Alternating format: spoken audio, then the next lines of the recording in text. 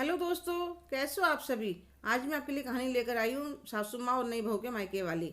आज तो मेरी सासू माँ का सारा आलस भाग चुका था। सुबह उठते ही शुरू हो गई थी, पलक बेटा थोड़ा जल्दी जल्दी हाथ हिलाओ, तुम्हारे मामा जी आते होंगे।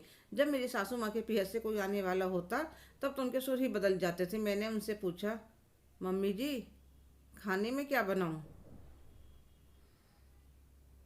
अरे बहुत ज़्यादा कुछ नहीं खाते तुम्हारे मामा मामी, बस दम आलू मटर पनीर भरवा भिंडी रायता पूरी, और हाँ सूजी का हलवा उन्हें बहुत पसंद है, खूब सारे ड्राई फ्रूट डालकर। बस ज़्यादा परेशान होने की ज़रूरत नहीं है। इतने में पराग मेरे पति आ जाते हैं। मम्मी मैं दुकान पर जा रहा हूँ, कुछ काम हो तो बता दो, दुकान खोलने के बाद आना मुश्किल हो जाता है।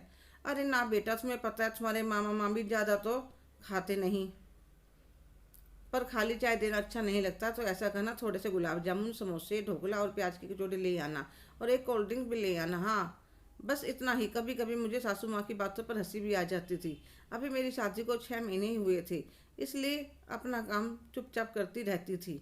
10 दिन पहले छोटे मामा और उनसे एक हफ्ता पहले बड़ी मौसी जी आई थी। जब मामा जी मामी जी आए तो पहले कोल्ड ड्रिंक फिर चाय नाश्ता दोपहर का खाना खाकर शाम तक गई। सासू माँ बहुत खुश थी, मुझे भी बहुत खुशी थी, उन्हें मेरे हाथ का बनाया हुआ खाना पसंद आया।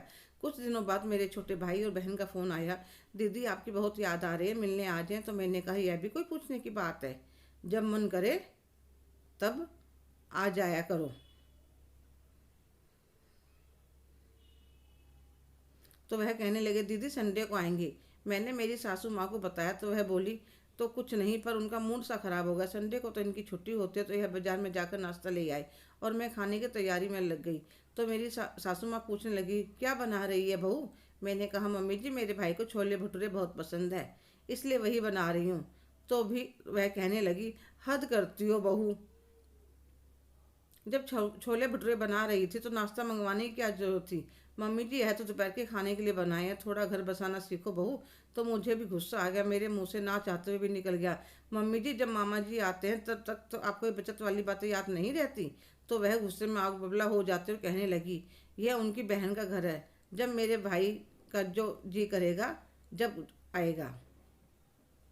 मैंने हाथ जोड़कर माफ़ी मांगी, मम्मी जी मेरा वह मतलब नहीं था, पर अगर आप मेरे भाई बहन को इज्जत नहीं दोगी तो मैं मामा मामी जी का सम्मान कैसे कर पाऊंगी। मैं गुस्से में अपने कमरे में चली जाती, मैं डर जाती हूँ, बच्चे पहली बार आ रहे हैं, उनके सामने कुछ कह दे तो बेचारों को कैसा लगेगा। थोड़ी देर बाद वे आ जाते हैं तो मैं उनके लिए नाश्ता लगाने लगती हूँ। थोड़ी देर में सासू माँ अपने आप ही कमरे से बाहर आ जाती हैं और बच्चों से हंस कर बातें करती हैं। जब सबका चाय नाश्ता हो जाता है तो वह अपने बेटे से कहते हैं जा, इतने दोपहर के खाने का टाइम होगा, अपने साले साली को बाजार में घुमा ला, बच्चों को आइसक्रीम गोलगप्पे खिलाना। मेरे पतिदेव उनके साथ बाहर चले जाते हैं तो सासू माँ कहती है बहू हो सके तो मेरी कही बात का बुरा मत मानना, जब मैं बहू बहू बनकर आई थी तब ये बातें मुझे भी पसंद नहीं थी, और सास बनने पर पता नहीं कैसे मेरा खुद का ऐसा स्वभाव हो गया।